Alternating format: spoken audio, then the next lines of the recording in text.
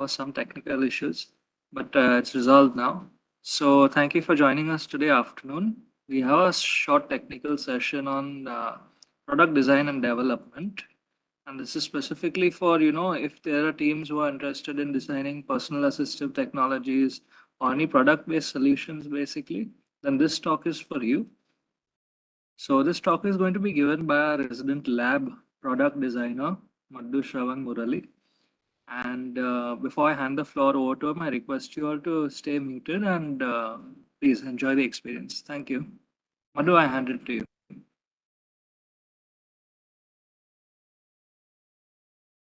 Hello, am I audible? Yeah, you're audible. Okay, thank you so much. Um, Hello guys, welcome to this talk. And today we are basically going to talk about the process of product design and what are the checklists that you have to go through to get going with that process. All right. Uh, so let me start sharing my screen.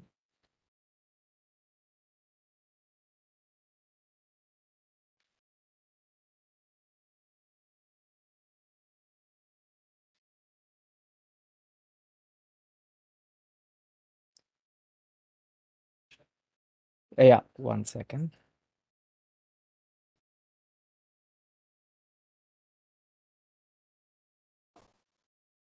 My screen is visible. All right. Thank you. All right, so today we are going to talk about fundamentals of product development. So I am an architect. I graduated from School of Planning and Architecture in 2017, and then I went on to do my master's in product design from IIDC, IIT Bombay.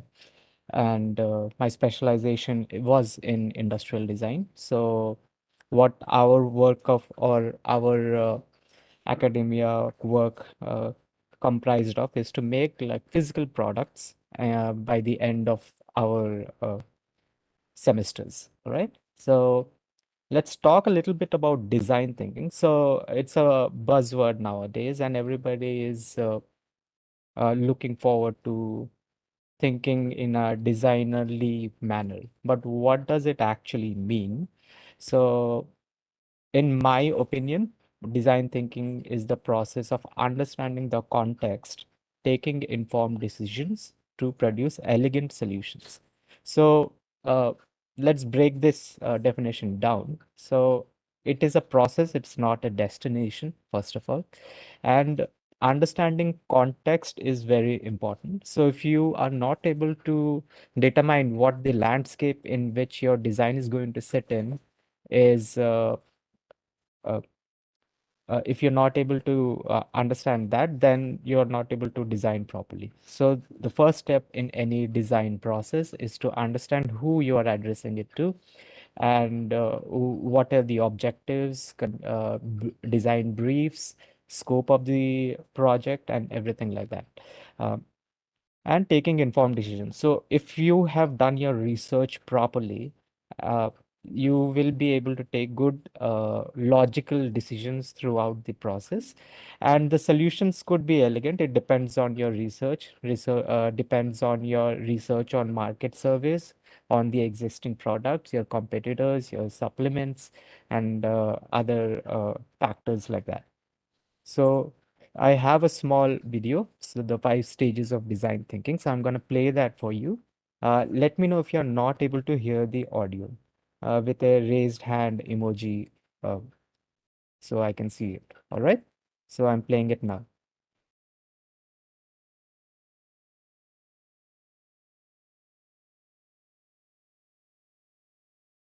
The audio isn't visible. Audio isn't coming. Madhu. Sorry? Audio is not coming through.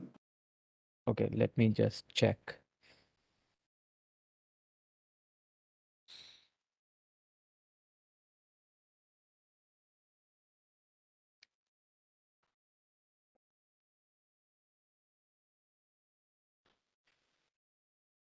No. Madhu? Yeah. Yeah, when like Try to stop screen share, and when you'll reshare again, there is a Then pop-up there that should, will ask for a sound also. okay, share computer audio. Great, got it.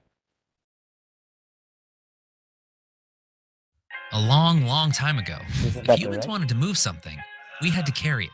And as time went on, we were able to solve this problem and millions of others. In life, we're always bumping into new problems. And while we have the desire to solve them, it's often hard to find the right solution or even know where to start. That's where design thinking comes in. Design thinking is a process that seeks to solve complex problems by approaching it from the user's perspective. It also aims to turn your ideas into tangible, testable products as quickly as possible. The design thinking framework can be drilled down into 3 distinct phases: immersion, ideation, and implementation. But if we zoom in a little bit, these phases can be broken down into 5 actionable stages that make up the entire design thinking process: empathize, define, ideate, prototype, and test. In the empathize stage, you'll get to know your target audience and paint a clear picture of who the users are, what challenges they face, and what they need. This can be achieved through interviews, user testing, surveys, basically by talking to people and understanding how they think, act, and feel. Based on what you learn, you'll then define your problem statement. When creating your problem statement, focus on the user's needs over the business goals.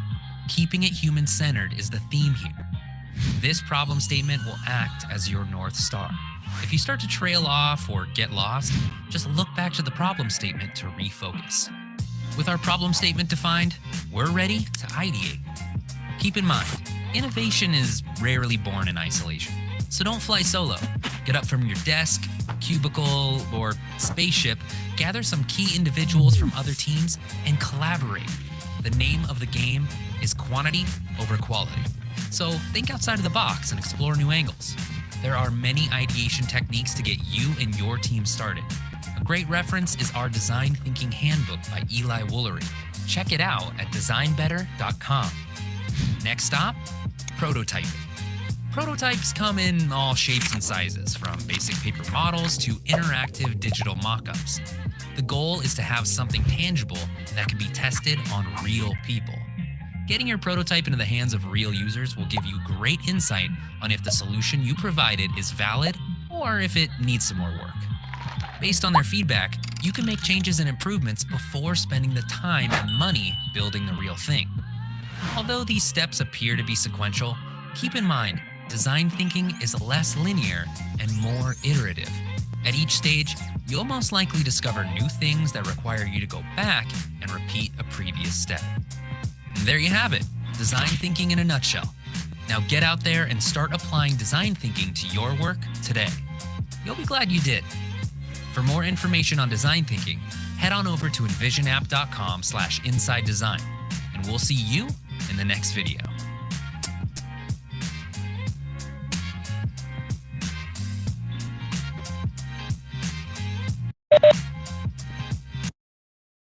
All right, let me share my screen again.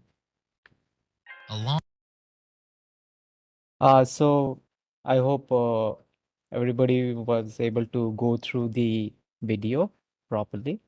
So design thinking, so they very simplified it for us. So they divided design thinking into 5 separate stages of your project, and then you basically address each of them. And one other thing that they talked about is design thinking is not a linear process.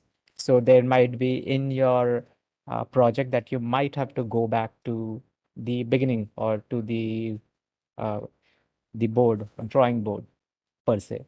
So this is a word cloud generated. So uh, basically it tells you what design thinking is about. It's about goals, it's about user needs, it's about tangible prototypes and define and all that. So let's go through what these actually mean and what is the essence of this entire process. So product development, what it, let's talk a little bit about the process, okay? So design thinking is right in the center. And like that video suggested, that it is an cyclic process rather than a linear one. There is no destination as such. The destination of a design thinking journey is that you define. So the first phase is empathize. That is where you go out into the world and then you basically try to have a lot of interviews and try to find the need on which you want to work on. This is also the phase where you try to look for that motivation which is going to drive you through the entire process of design thinking. Then you go ahead and define. Once you have all that information of all the users, all the stakeholders which are associated with that solution which you want to provide, uh, that is when you go into define stage.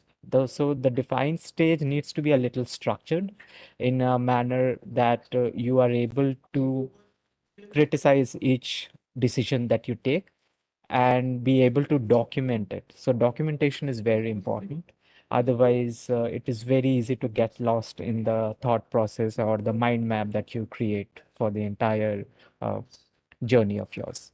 Then we go into IDED, which is the easier and which is the easier part in the whole process.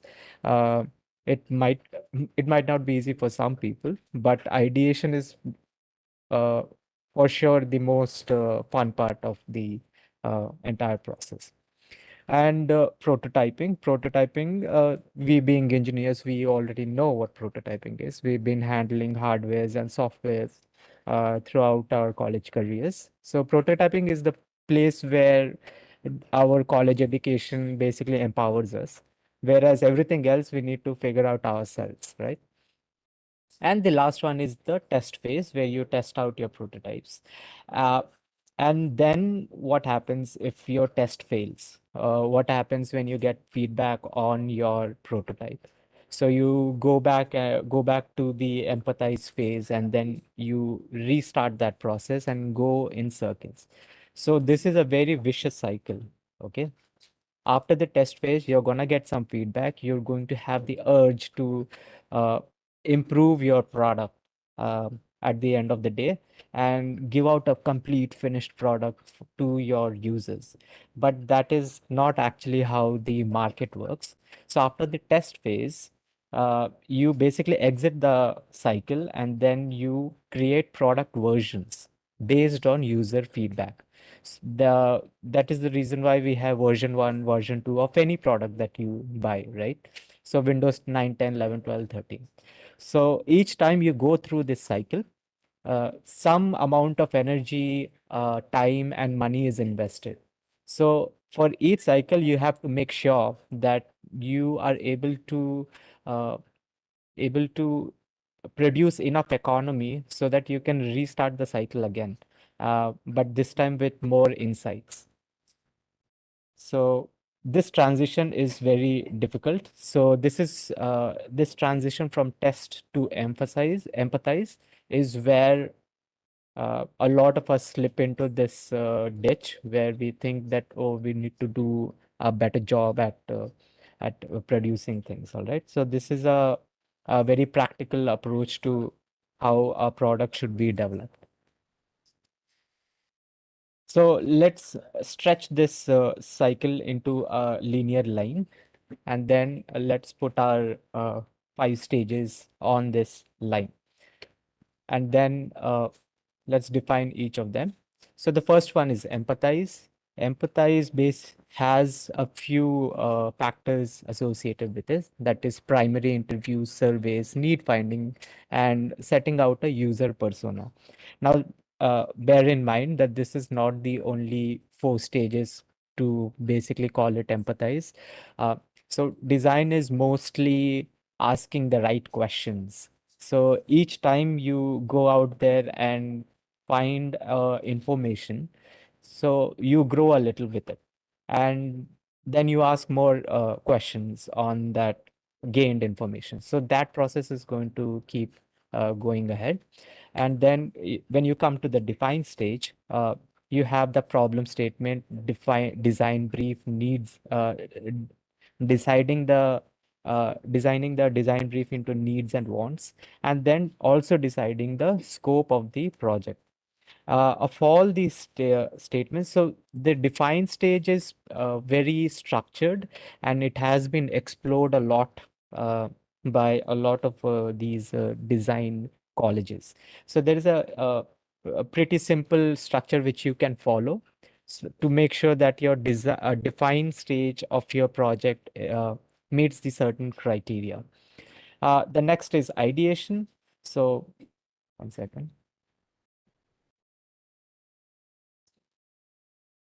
So the next is ideation. So here you have to understand that ideation is all about quantity over quality. At this stage, you are not rejecting any idea, no matter how obscure it sounds, no matter how um, ridiculous it may sound like, but you will still keep it on the table till you go into the elimination phase. All right. So generally what happens is design is not done in isolation, like the video suggests. So when you are in your journey, you need to be able to empathize with the user, of course, with all the stakeholders who are associated with that particular product that you're trying to develop. And product here doesn't mean only physical. It can be a digital product, or it could be a solution, or a financial solution, or a system which people can basically take advantage of. So you also have to talk to all the stakeholders who are associated with that product. For example, if you're selling, suppose Zomato was never invented, and you started thinking about Zomato being this digital product which is going to be the delivery system where everybody can avail. So who is associated with that system? So there are these kirana shops, maybe, and there are restaurants, there are restaurant owners, there are restaurant chains, then there are the delivery personnel themselves. The customers are obviously there. The delivery personnels also have a bike, the a vehicle or a cycle. So the vehicle industry also comes into play. So these are a few examples. So the the web is very big. Okay, so you can keep finding who the wholesaler, uh, these stakeholders are. All right. So quantity over quality. So we'll talk a little bit about this further. So I'll show you a few examples of what quantity over quality actually means. Accept all ideas, no problem, one problem at a time. All right. So this is basically how the design process goes through. I will tell you more about this thing. Then we can create idea clusters, and then we find a champion idea. So I'll show you what they actually mean in the coming slides.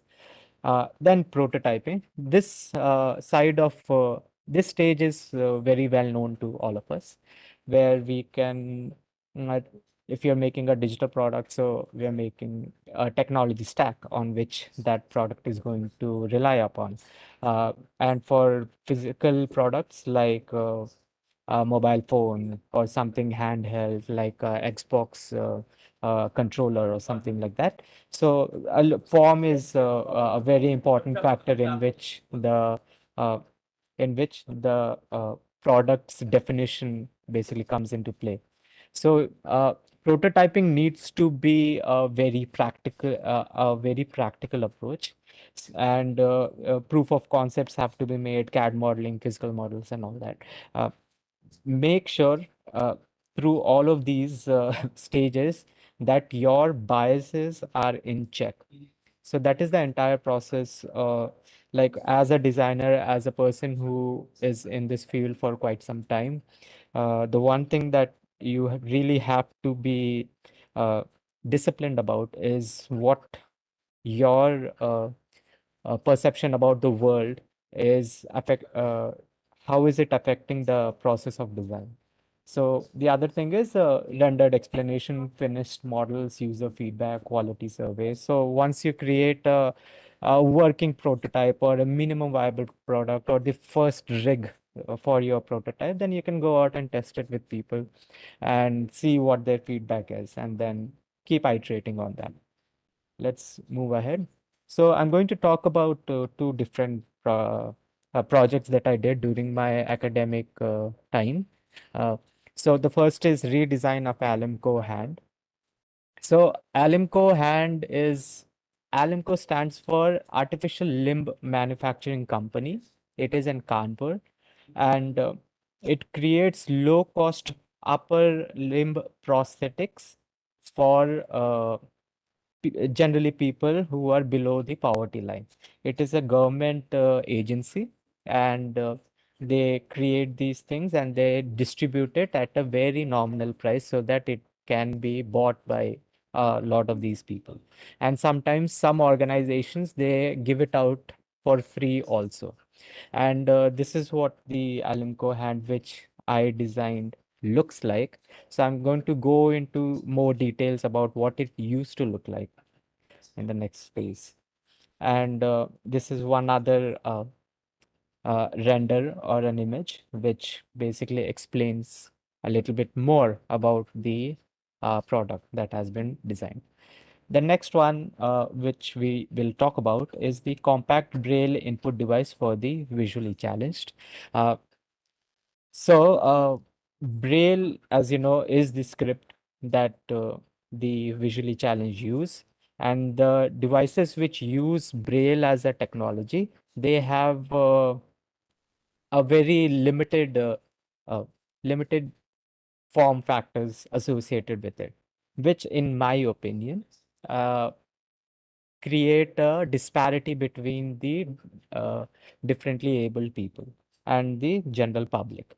So this I wanted to explore a little bit more in this field, and yeah, so this is one of that results, and this is how it looks in other colors also. So I'm going to stop sharing here and show you the entire process.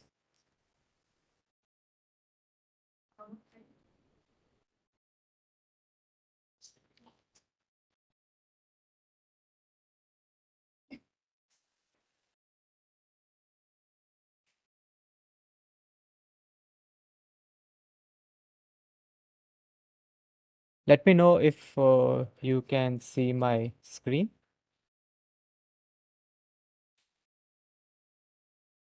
Anyone? Yes. Yes. All right. Thank you. Okay.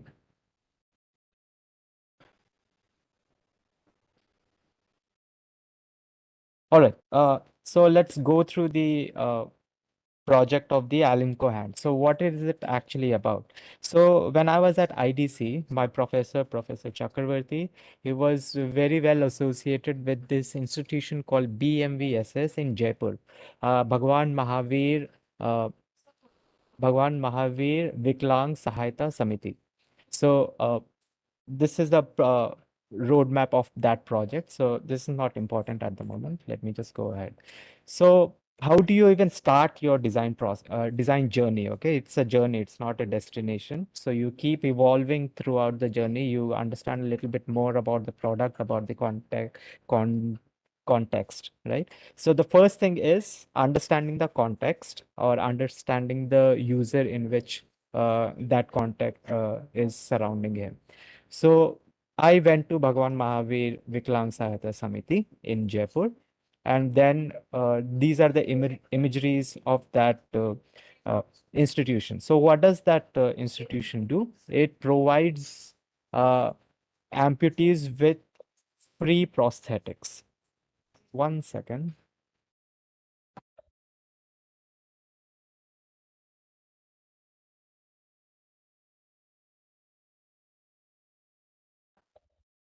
Sorry about that. So this is the imagery that you see when you go into Bhagwan Mahavir. So you can also visit it if you want. Uh, so because they give out free prosthetics to people with below poverty line, economics of below poverty line, uh, there are a lot of people who flock to this center and they usually come from all around the country, uh, taking trains and buses and other modes of transportation, and they come at in early morning. So this institution works from 9 to 5:30 or something like that, and so you see a plethora of people with missing limbs over there waiting since 6 in the morning. And at 5:30 they close down, and whoever are staying in line, they have to wait for the next day to get their prosthetics. So this is the situation over there. And Bhagwan Mahavir BMVSS is usually known for its foot, which is the lower limb prosthetic, the Jaipur foot it's called. Because this uh, because this institution is in Jaipur, the prosthetic very famously was recognized as the Jaipur foot. And if you search about Jaipur foot, it is quite famous, and you will be able to see a lot of its impact throughout the world actually.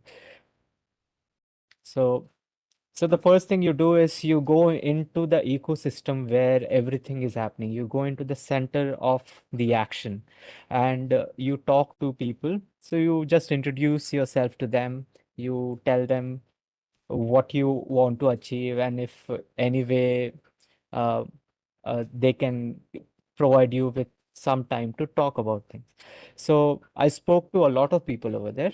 Dr. Ashok, the center head, Dr. PK Jain, the chief surgeon, and I also spoke to Mr. Prashant Gade, the founder of Inali Foundation, who also gave a talk in these series. And I spoke to some of the new Alimco users. So some of the users, what they have to say when they are getting their prosthetic arm. So you have to understand this this place is very emotionally charged. So in the morning when people come, they're really tired. They're mm, physically very uh, so they have their families with them, or maybe somebody taking care of them. Someone is getting a ride on, like some able person is giving a ride on the back to some disabled person. So things like that. And by the evening, when they get their prosthetic, they're like the most happy people in the world. So some of the Alimco hand users, what do they have to say when they are getting their prosthetic arm for the first time? Okay. We now have a photocopy of natural hand, so it is satisfying. I am very happy. The other user, what does they say? I'll be able to lift the hand after a little practice. So because they were getting the hand for the first time, it's going to take some time for them to understand how the mechanism works, right? So this is what that person has to say. The third person, what they say is better than not having anything. The second user who said, I'll be able to lift the hand after a little practice. So what that person is saying, the shirt sleeve will not swing at least. A lot of people on the streets will not know the difference. So there are a few things that you need to understand over here. Uh, so the last sentence that the person says, this shirt sleeve will not swing at least. A lot of the people on the streets will not know the difference. So you can basically have some observations of what this actually means. I'm going to show you the observations also. So, and what does Prashant Gade, our Inali Foundation founder, what does he have to say? According to the user, 70% of the product should be cosmetic. Appearance is preferred over function. One silicone glove costs about 19 to 20K, but it's very realistic and customizable. So by the time I had met him, this was in 2018. Uh, so he already had a lot of experience in the field, and according to him, a prosthetic which is cosmetic in function is more appealing than a functional prosthetic. So I'll talk a little bit more about that. Let me just go ahead. So I met a student at IITB Bombay only. So I was at IITB Bombay IDC, and I met a person who had a upper limb amputation. And when I spoke to him about me trying to do a project on this topic, so he had a few things to say. He already had gone to BMBSS and gotten a Alimco hand. So what does he had to say about the product? The experience I have with the Alimco hand is of 1 week. The problem was, if you want to move the hand, you have to bring both your shoulders in front. This process is difficult to work with. The efficiency to perform other activity goes down. It disables you further. Now that sentence, it disables you further, is something that you need to take care of. So these are things which you can only find when you talk to people.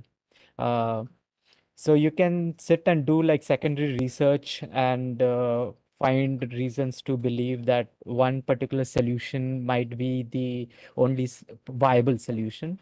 But when you talk to people, these are some few insights that you will get, which are going to change your perception completely. Okay. Let me go ahead and let me talk about this sentence. When I saw the mechanism, I quickly figured out that it will not work for me. Even if it's not working, it should at least be lightweight so the rest of the body doesn't feel burdened. All right.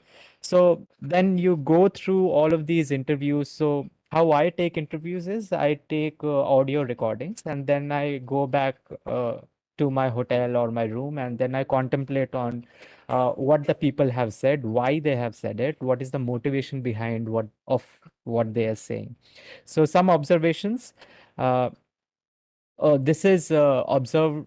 So I asked Sumit if I could basically shadow him for a day. So shadowing is basically following him around and seeing how he handles the world, the built environment around him, and uh, see what he does. So they basically have a little difficulty like folding clothes, so they have to use the bed. So they put their clothes on the bed and then they use one hand to move around, arranging pens on table stand. uh, so using scissors is very difficult. Keeping like opening a bag zipper is difficult. So these are a few things which we don't even realize that we use both our hands in. But when you think about it, if you're using only one hand, suddenly half of the things around you, actually more than half of the things around you, they stop functioning. So how does a person with one good working arm go about it? So yeah, let me go ahead. So now that you have a bit of context about what the product does, uh, so how do you even go ahead? What is the next step? So the problems to address when developing artificial arms. So you create a plethora of problems which you can solve. So maybe you can go into grip options on the hand. So maybe you can introduce more gestures in your hand, movement of the wrist. So I'll show you all these things. So these are some identified problems that I figured out about. Even if you want to go ahead, these are a few things which where you can focus on, because the time is very limited and you need to define a scope, like this is the problem which I want to tackle. Okay. So now we have to understand a little bit about how the prosthetic arm works. So there is a brace which goes around the shoulders. Um, so if I create a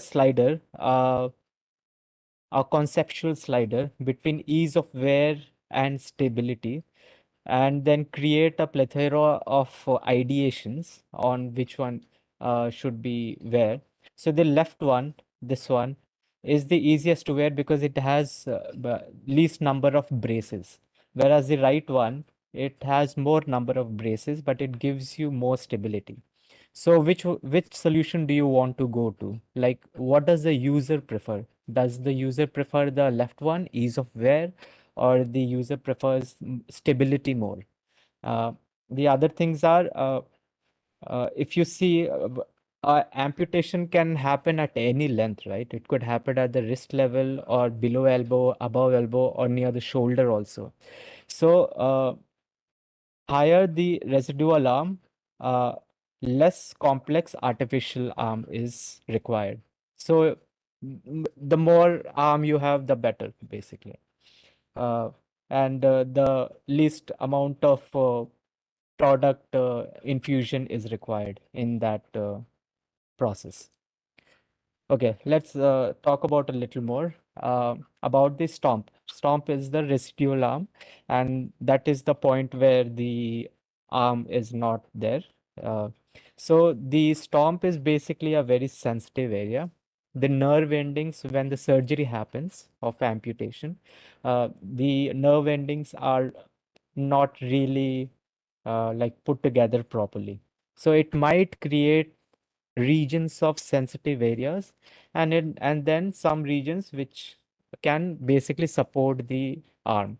So maybe if we can somehow map the uh, hard the more sensitive areas and avoid them by knitting a stomp which is going around the sensitive area. So this is one ideation which could be possible. Okay, now that some of the user side of things have been sorted out, let's go towards the manufacturing side. So then I went to Kanpur also, and in Kanpur I went to that factory where the Alimco hands are manufactured. And to my surprise, the Alimco hands were developed in 1980s, 1990s, and nobody bothered to redesign that arm and change the manufacturing techniques maybe and all that. So if you see the Alimco hands are like that. There is a wire which comes out of it. This wire, think of it as the brake wires which bikes use. So it is a sleeve with a metal wire which goes within it. And this factory, it not only not only manufactures Alimco hands, it also manufactures wheelchairs, uh, like your clutches and all other assistive devices out there. Now, and what does Alimco sell? Alimco sells this kit. It sells a harness, it sells a elbow unit if a person is amputate above the elbow. And then they also sell the hand unit and they give you some joinery pieces. And it is sent out to hospitals or centers like BMVSS in Jaipur. And their specialists are there to basically take measurements of the other arm, and then they use PVC pipes and then they create a support structure around the arms over here. All right. On the insides of this arm, there is a silicone glove. There is a hand mechanism which is made out of stamped aluminum cuts. And then there is a wrist lock mechanism and there's a wrist unit. So nothing fancy over there. But once you analyze the Alimco hand, so now we're going into the details of the thing. So if you analyze the Alimco hand, what do you see? So you see the difference between the proportions. So as a designer, and according to um, Prashant, 70% of the users, they prefer a more cosmetic hand than a functional hand. So in the Alimco hand, the three fingers, these fingers move in, they open and close like this. So there is a mechanism. So that metal wire, uh, if you, so the harness is around the shoulders. So when you pull the shoulders in front, the metal wire is pulled and then the arm opens up and then the arm or these three fingers, they open up and then you can hold something like a glass or uh, something else like that. And then when you relax your shoulders, it then closes and then it gives you a nice grip on a few things. My observations on this, so I bought one unit and I got it back to IIT Bombay. Uh, so it is very heavy. the proportions are way off, the color of the silicone is way off. So the silicone color might not match the skin color of the person who's wearing it. Ring and pinky finger, they have no function, so they are stationary. The wrist movement is only in the one axis, so it moves in this direction, but it can't move in this direction. Uh, the hand grips size is only 8 centimeters. So anything bigger than 8 centimeters, yeah, the hand will not be able to function anyways. Uh, and the palm cavity is too small. So you see the palm's cavity is too small, in the sense if you want to hold a ball which is less than 8 centimeters in diameter, you will still not be able to hold it because the space between the fingers is also not that great. So you basically analyze all these things. So this is market survey, right? Because the topic only says that you're redesigning the Alumco hand. You need to understand what does the Alumco hand not provide. This is something called a man-machine environment model. This it's a very simple model. This can get more complicated if you are going in a more professional level. Uh, so the design brief. So now is the time where you define, you did all the literature survey, you talked to a lot of people, you have understood the context, you have understood the product, you have also spoken to the manufacturers, the distributors, the people, the technicians over there, the higher management, and the users who are going to get the product in the end. So you have spoken to almost all these stakeholders. Now is the time that you set and design the brief. Now, for in this case, I already knew what I was doing. I was supposed to create a new design for the Alimco hand and create something which is of value to the user in the end. So my design brief, what does it say? It should be easy and comfortable to wear. That is the first thing that the user wants. It should be nicely be able to wear. Uh, does not require complex movements other on the other parts of the body. So the harness for this product, it goes over the shoulders. So uh, we don't want that. We don't want to compromise other parts of the body's movement to facilitate the movement of the Almco hand. Now, it's easy to understand and use, so you shouldn't be requiring any additional training to do all of these. So that is a part of the design brief. Have additional features like magnetic tip or hook or something like that. So it doesn't really necessarily have to be a hand. It could be more than just a hand, and it should look as realistic as possible.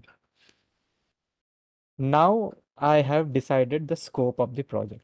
So there are a few things which I can do, but then because there was a limited time for me to achieve something substantial, I focused on the uh, I focused on the problems about finger movements, thumb movements, and wrist movement.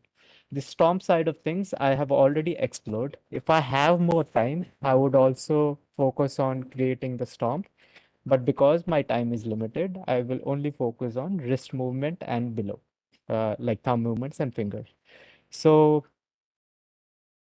let's talk about what kind of, so now that the scope has been defined, let's do a little more survey of the market and see what other solutions are there in the ecosystem or for people to buy and other stuff.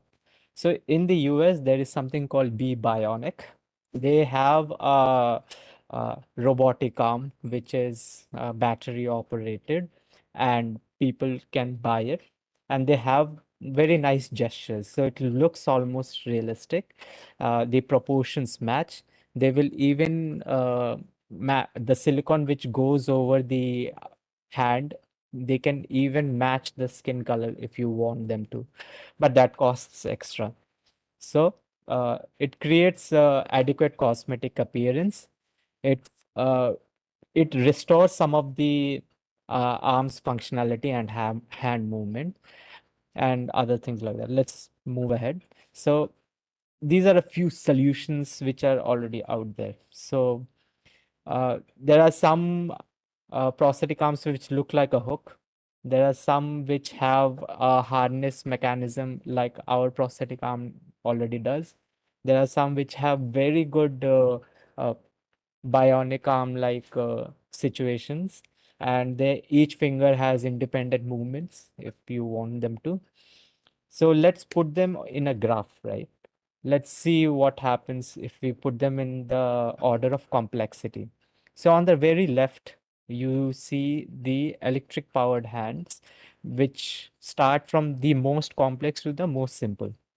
And on the very right is a passive cosmetic hand. So these are called passive hands because they don't really provide you with any functionality, but they provide you with the aesthetics, which can give you some amount of value if you want. And in the middle is the harness powered. So this grip, the three finger grip, which you see in the center, is what the Alimco hand does at the moment. And if it doesn't look like a finger, it is going to look like a hook. And then the harness power is there. So Alimco hand, what it does, it uses this finger uh, structure, and then it attaches harness to it rather than use a electric power to the system. And there are below elbow prosthetics also available in India. And each of them cost like 1.25 lakhs. The other one costs 20,000. So you need to understand in BMVSS, there are so many people who come who are below poverty line, and they have no means to buy a prosthetic arm. That is not their priority of how to spend money.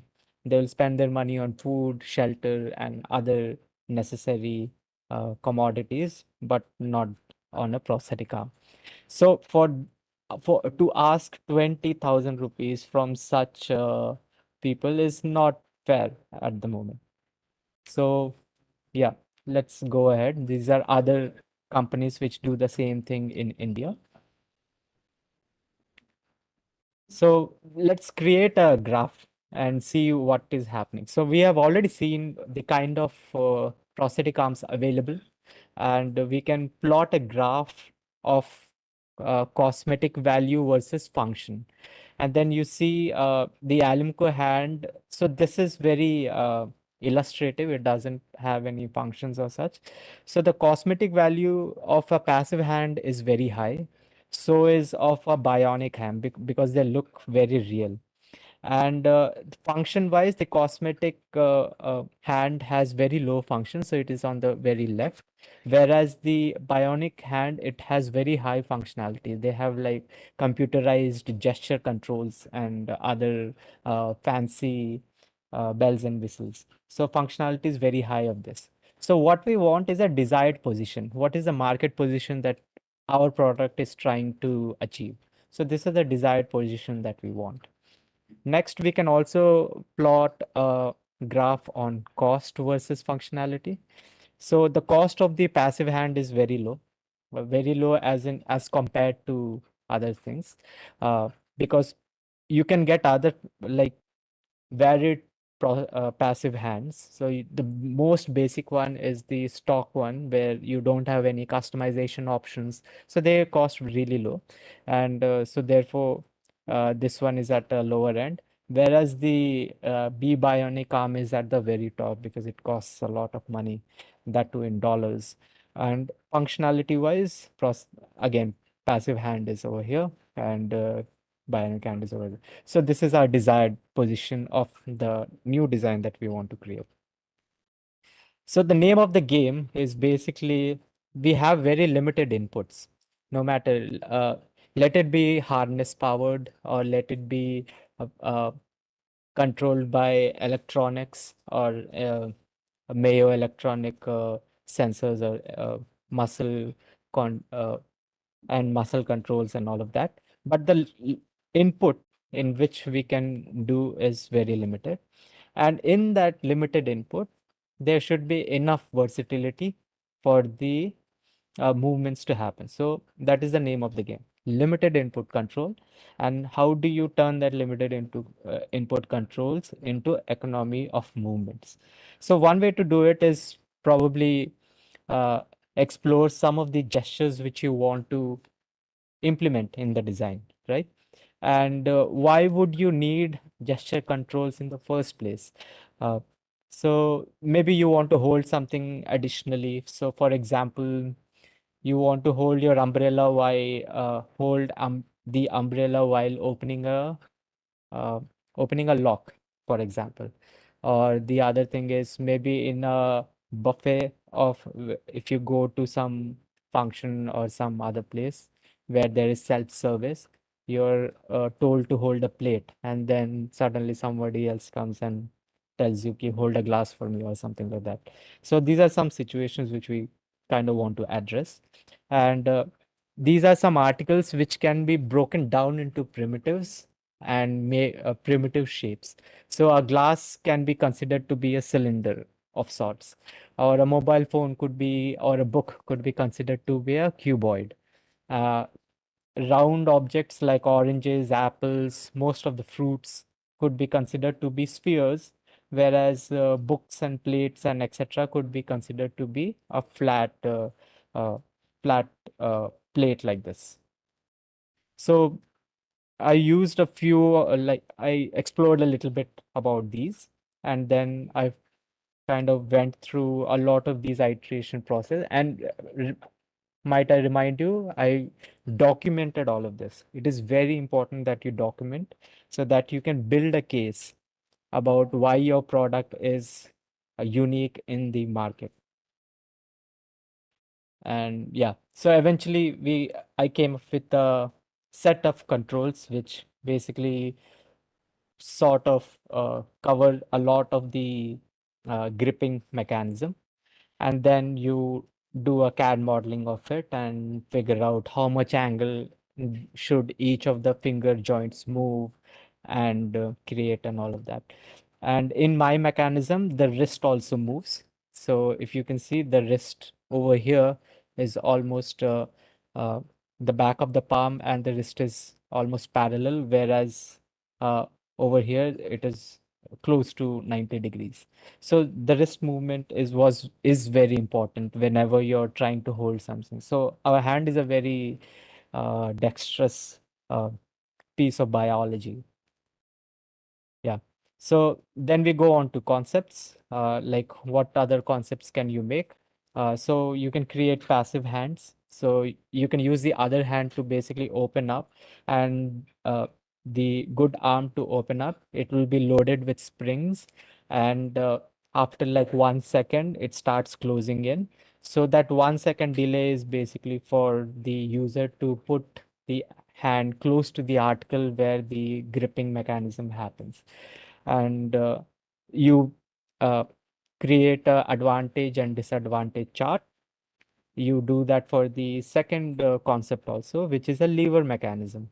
And in that lever mechanism, the opening and closing happens on the wrist, on the forearm part of the prosthetics. Then you have an advantage, disadvantage. Or the third one could be an electric arm with a button, and it could also have a hook. So the problem with electric is suddenly waterproofing becomes a very big issue, and you need to have a battery operated hand. So an additional weight of the battery comes into play. Advantage, disadvantage. Then concept evaluation. So you create certain mm, factors on which you're going to evaluate each of these concepts.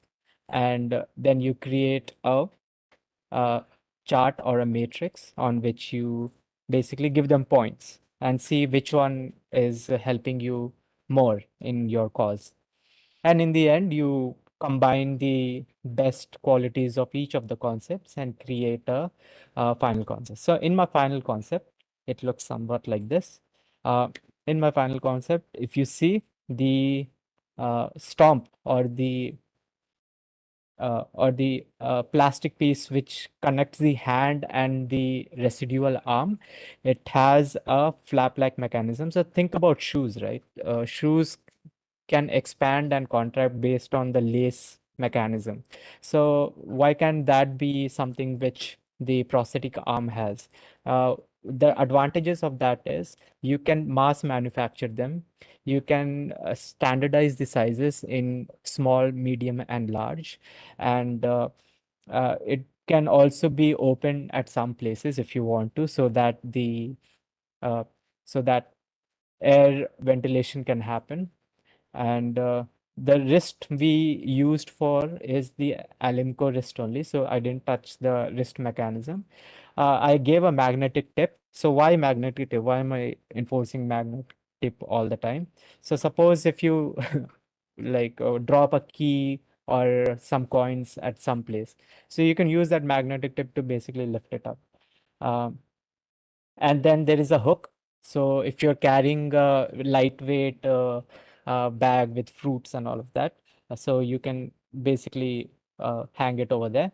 And then there is a lever mechanism. So in my concept evaluation, I found that the lever mechanism is something which is fulfilling my criteria. So I went back to my design brief which I created, and I evaluated according to that, that the concept 2 is what is dominating everything else, and it is satisfying my requirements.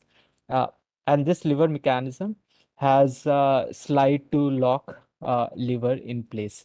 So a prosthetic arm needs to know how much grip strength it needs to provide. So that is why the locking mechanism there is there. So if you ever seen anything which has a tightening mechanism, for example, monitor arm. So it has a tightening mechanism depending on the weight of the monitor. So it is similar to that, but it is quite simple to like use the thumb of the other arm to basically adjust the grip strength. And in the end, this is the prototype which I created. So there are straps. Let me just go back. So I found these dials which can tighten around the arm. So these are dials which you can basically find on the backs of construction helmets. So you can use that over here because our variability was one of the criterias, right? And it should be variable by one person without the aid of anyone else. And you can then tighten it with one hand. All right. Uh, there is also elbow support over here so that the arm doesn't slip off. And this is how it looks, the dimensions of the arm and some of the additional uh, uh, imagery so that I can send it to investors if they are interested in. So some imagery of that. So yeah, that is the uh, that is how the arm design looks like. Let me quickly go through what. So I went through the same process in my project 2. I went through the same process, and then uh, so I created a compact braille input device, right? So let me quickly go through it. Again, the cycle continues. You start by doing primary research.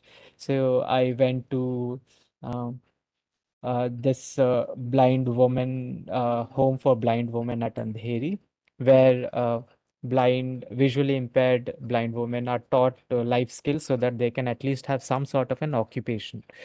And yeah, then I also went to National Association for the Blind. It's in Worli in Mumbai, and took a lot of interviews over there. And uh, this is how they learn educational content, like anything graphic. So they have a special sheet of paper on which if they draw with a pencil, it starts to emboss or like rise above the rest of the surface. So yeah, and this is how Braille functions. So Braille is a script with 6 dots, and based on which dot is raised, it represents a set of letters. And yeah, this is how the Braille works. And let me just quickly go through it. So some educational devices that visually impaired people use is this Braille puncher thing where it opens like a book. It's a plastic stencil, and you put a piece of paper, and then with the pointer you make the Braille characters on it. But the trick is they have to you like punch these Braille dots at the back of the sheet, so that when they open it and they flip it over, that is when they can read the Braille. So that's a lot of steps to even like put their information on a sheet of paper. This is basically what visually impaired people use. It's a Perkins Brailler. It's like a typewriter, but you have to press keys simultaneously, like playing the piano, the chords of a piano. And these are the electronic versions of the Perkins Brailler. So they have refreshable Braille display. So this array of Braille cells, they are refreshable. Basically, the dots go up and down. So it's a Braille version of pixels, if you can imagine. So a person from IIT Bombay, they created a company called Innovision, and they created a very affordable Braille, refreshable Braille display. So please go check them out. And so you create a matrix of uh, what these markets. So you did a market survey, right? This is all market survey of uh, what kind of Braille devices are there in the market. You create a matrix. You create objective is to understand effort applied by the user, uh, uh, portability and efficiency of the operations, and other factors. So you create all of these, you sit and create all of that.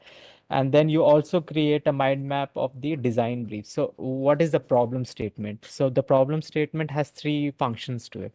The context in which the device needs to be functioning in, the device itself, and the user who is going to use it.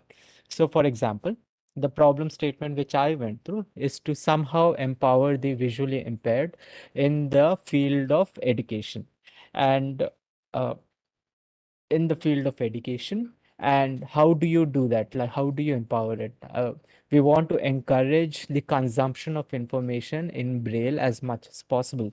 uh, so the context in which we can do that is, what if a visually impaired person is in a cafe and consuming Braille information, or while shopping, or while traveling, or lying in bed, or in classrooms, or to access the smartphone or something like that. The device should be easy to manufacture. It shouldn't provide any noise, because we don't want the visually impaired person to be the center of attention amongst all the other people. It needs to be simple in geometric forms. It needs to provide privacy, uh, privacy in terms like noise reduction and things like that. And branding needs to be there. We don't want the devices to be very specific. So branding, why I'm saying is, you're gonna see ahead that uh, what visually impaired people or any differently abled person wants is inclusivity and dignified way of living. So if you create assistive technologies which do not provide these fundamental rights of the individuals, then the product basically fails. So if you remember in the redesigning of the Alimco hand, uh, one person said, at least people will not look at me now that I have a artificial arm. So that is the cry for inclusivity. So it's the same over here. Uh, Instant feedback, ergonomics, portability, and affordability. Let's go ahead. Yeah. So you create more mind maps like these, and you try to understand more about these devices. You do a lot more research on them, and and so now we have come to the ideation phase. So portability is a very important aspect, otherwise our users will not use them. Some ideations look like this. So how do you even go about designing for the visually impaired? Uh, so I took some clay and then I mapped down all the easy ways where my hands, fingers, tips of the fingers naturally rest. And then you create these ideations further, and then you create mock-ups, you show it to the users, and the users are going to give you some feedback on each of these concepts. Then you go ahead further and then you create more mock-ups. You create analysis of where the touch points are, where is the uh, arms getting stressed on, and other things. And you create a system. And basically, what I created was a combination of Braille, where you don't have to use all your fingers, but you can type Braille using only your thumbs. And uh, let me just show you this. So basically, think about the letter Y over here.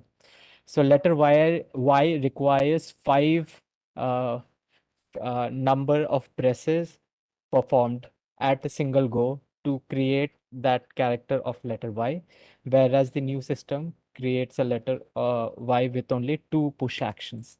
So this is the combination on the left, if you see. So if you want to press these 2 buttons, then there is a separate button for that. So think of it as using the Xbox controller for special moves or things like that. All right. So button layouts you figure out, then you create more button layouts, and then eventually you keep working on the form, and then you get this. And there's no surprise, it looks like a Xbox controller. Uh, so yeah, then you do more tests, and we eventually then go to the user and get more feedback. And the user feedback is that we need to work more. So you go back to the drawing board. This is the iterative process that we talked about. And you create a mood board and you create concepts now. So the concepts are like this. And eventually you keep working on the form factor and all the other things. And eventually you create a device which looks like this. And these are some of the buttons and their functionalities, what they do. So this device has 2 modes, the tabletop mode and the handheld mode. Um, and the interiors of this device. So this is the actual size of the device, and this is how it looks, and the 2 uh, modes of it. And this is my friend who volunteered to be the model for me. So traditional devices, they hang around the neck like this, whereas the new device, it can be small enough to be packed inside a, a pocket. And then it can be used in different contexts like that, while traveling, while on train. And because it is an educational device, so our users can use it to use it in a classroom setting without getting any like drawing any attention towards themselves, and with ease. So yeah, that is it. So I'm going to stop sharing. So if there are any doubts, you can ask me. uh Burgess, over to you. Guys, so yeah, if you have any questions for Maddu, please raise your hands and mute yourselves and ask the questions. Anyone with a question? Put it on chat also if it's all right. So I think what Madhu was trying to describe through his presentations was that no matter what the outcome is in terms of a product, the processes are more or less rigid in terms of, the fundamentals attached with them. And that is the point he was trying to convey. That, certain principles and certain approaches that you take, regardless of what you develop, are going to stay the same. So it's the output that changes, but the processes are very different. And there's no limit to creativity in the process altogether. Like you saw, he developed an analog using clay basically, get a better grip and understand how it would be for, putting yourselves in the shoes of someone else. And beyond that, also, you saw in his arm design as well. It was incredibly ergonomic, simple, and these are the things that matter when it comes to manufacturing, also, as well.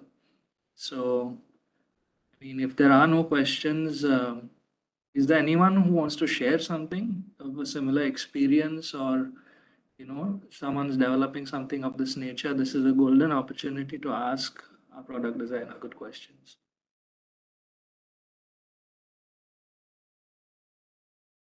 I think that's that then. Lohit, are you there? Yep, I am. Lohit's going to explain to you some of the basics of the prototyping sprint now. So just take out 2 minutes and yeah, Lohit. Okay. Before I answer that, does anybody have questions with the competition itself? Not with the product design session, but the competition. If you have any questions, you can ask. Okay, I see. Rainer has raised his hands.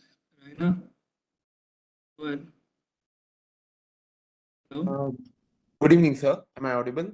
Yeah, Yeah, right. Yeah. I had a question about this mid-review video presentation. Mhm. So, should the entire team be present in the video for the video, or like, can I just take a video of the field visit and just explain what Cool. problem statement we are doing? It's good. It's good. It's good. Not a problem. The whole team is not required. Okay, thank you. This is just to understand if you're heading in the right direction. So it's okay. Okay, thank you, sir. Cool. Anybody else has any questions? anything regarding the prototyping sprint? Anyone? Okay, we'll take it that it's more or less clear. Again, we thank you for your time and a very good afternoon to you all. All the best as you continue on in this challenge for the prototyping sprint. And we'll see you again soon. We'll be back with more training sessions, and this time on geographic information systems. Right? There will be 4 sessions which we planned out for you. Follow the discuss forum for the schedules, which will be kept up soon. All right. Okay, then. Goodbye. Thank you so much for joining me on this Thanks. presentation. Yeah. Thank you, everyone. Bye bye. Thanks, Maddu.